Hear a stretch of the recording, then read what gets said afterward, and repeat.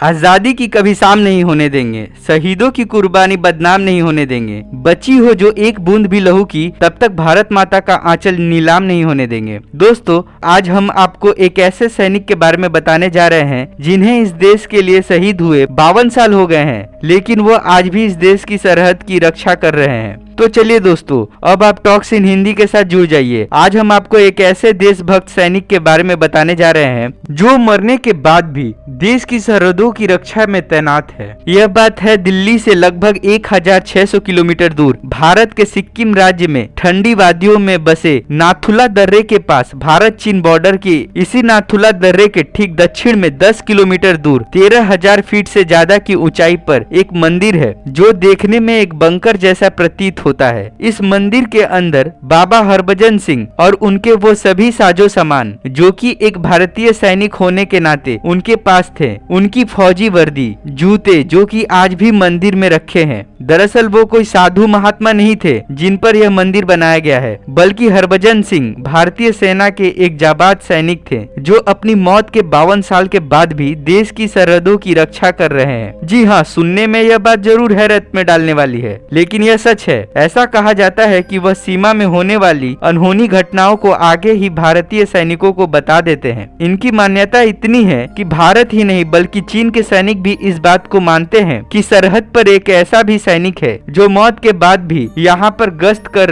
रखवाली करता है। बताया यह भी जाता है कि चीन के सैनिकों ने बाकायदा हरभजन सिंह को मरने के बाद घोड़े पर सवार होकर सरहद की गश्त करते हुए देखा है। कपूरथला में जन्मे हरभजन सिंह ने अपनी प्रारंभिक शिक्षा अपने गांव में रहकर हासिल की थी। मार्च 1955 में उन्होंने डीएवी हाई स्कूल से अपनी 10वीं कक्षा पास की। जून 1956 में वे अमृतसर में बतौर सैनिक दाखिल हुए और सिंगल कोर में शामिल हो गए। 30 जून 1965 को उन्हें एक कमीशन प्रदान की गई। साथ ही साथ 14 राजपूत रेजिमेंट में तैनात किया गया। वर्ष 1965 के भारत पाकिस्तान युद्ध में उन्होंने अपने यूनिट के लिए महत्वपूर्ण कार्य किए, जिसके कारण उनको 18 राजपूत रेजिमेंट में ट्रांसफर कर लिया गया। वर्ष 1968 में हरभजन सिंह 23वीं पंजाब रेजिमेंट के साथ पूर्वी सिक्किम में तैनात थे। 14 अक्टूबर 1968 को खच्चरों के एक काफिले को लेकर वे पूर्वी सिक्किम की तुकला से डोंगचुई की ओर जा रहे थे कि तभी पैर फिसलने के कारण वो गहरी खाई में जा गिरे तथा पानी के तेज बहाव में वो लगभग 2 किलोमीटर दूर तक चले गए। शायद खाई में गिरने और नाले में बहने के कारण 22 साल की उम्र में उनकी मौत हो गई। कहा जाता है कि इसके बाद सिपाहियों ने उन्हें बहुत ढूंढा, लेकिन वो कहीं नहीं मिले। फिर कुछ दिन बाद हरभजन सिंह अपने एक साथी सैनिक प्रीतम सिंह के सपने में आए और उन्होंने अपनी मौत की जानकारी दी। उन्होंने सैनिक को यह भी बताया कि उनका शरीर अभी किस जगह पर पड़ा है। पहले प्रीतम सिंह की बात पर किसी ने विश्वास नहीं किया, लेकिन जब यूनिट ने उनके बताए अनुसार जगहों पर खोजबीन शुरू किया तो उस वीर सिपाही का पार्थिव शरीर ठीक उसी जगह अपनी राइफल के साथ पड़ा मिला जहां उनके साथी सैनिक के सपने में बताया गया था।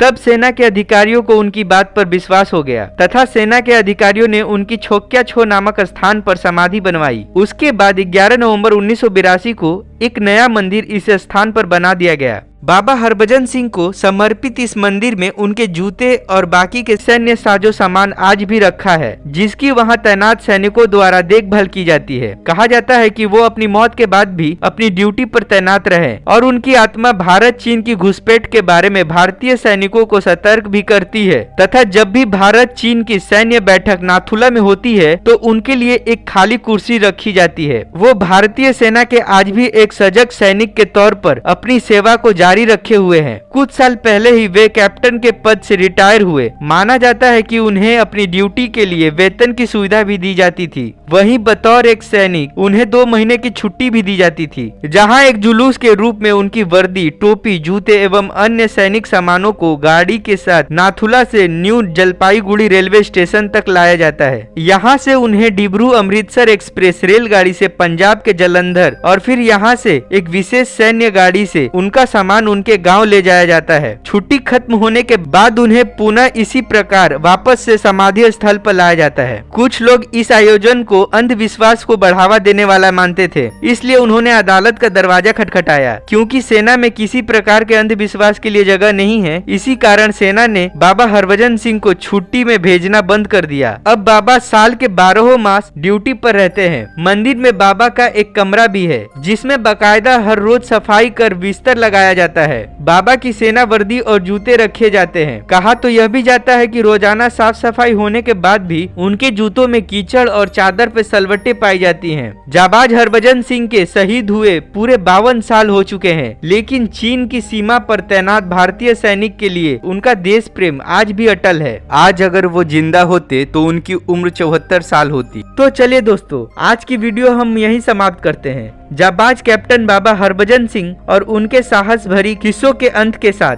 आप हमें कमेंट बॉक्स में बताएं कि आपको यह वीडियो कैसा लगा। दोस्तों, अगर आप बाबा हरभजन सिंह की कहानी से प्रेरित हुए हैं तो इस वीडियो को लाइक करें, अपने दोस्तों में शेयर करना ना भूलें तथा साथ ही साथ हमारे चैनल को सब्सक्राइब कर दें और बगल के बेल आइकन को प्रेस करना ना भूलें ताकि हमारे आने वाली नई वीडियो का नोटिफिकेशन आप तक सबसे पहले पहुंचे। धन्यवाद।